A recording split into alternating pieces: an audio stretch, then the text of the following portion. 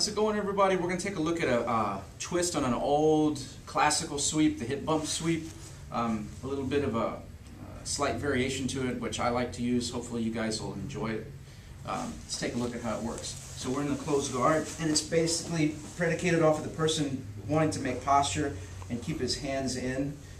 This is very, very common structure that I'm sure you guys have experienced. So the classical hip bump sweep involves me like getting some separation on his wrist here, turning to my side, sitting up, hugging his shoulder and bumping him over. It's a great move, it works real well. It is somewhat telegraphed in the sense that, when we've got this much distance between us and he senses me start to come up, sometimes he'll change his posture, press me back down, and that can cause a little bit of difficulty. So this one we're going to do here, it comes from a little different angle. It is sport specific, requiring the use of the lapel, but try it out. Maybe you guys will enjoy it. So he's in here, he's worked hard to get the posture.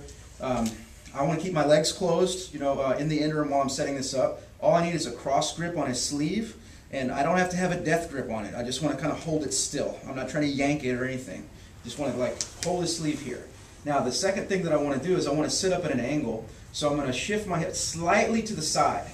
And what this does is it starts to point my hips in the direction that he's going to fall, which gives me a little more power in the move. If you guys have a hard time shifting, you can kind of put your hand on the knee here and move to the side this way. Now, my legs are still closed. I'm going to lean to my side a little bit and start opening up my elbow and sit up on my elbow. All right, now look, now my hips are starting to point towards where he's going to fall. As soon as I uncross my feet and plant my leg on the mat, I'm just going to bump and he's going to fall right over. I'm not having to yank his arm or do anything. The only time I would have to do anything to his arm is if he starts to put his hand on the ground and sense his balance. I give a little tug there, and he falls right into the hole. So you notice it happens from a further distance, and my hips don't have to be as high as they typically would in the classical variation here. So I have a lot of success in the training room with this technique, and it tends to be a little bit of a surprise. Sometimes you can lull the guy to sleep. He's sitting there admiring his work, making posture, and I don't have to be like death grip with my legs, but just sit up kind of sloppy, and all of a sudden he's like right in the mount position here.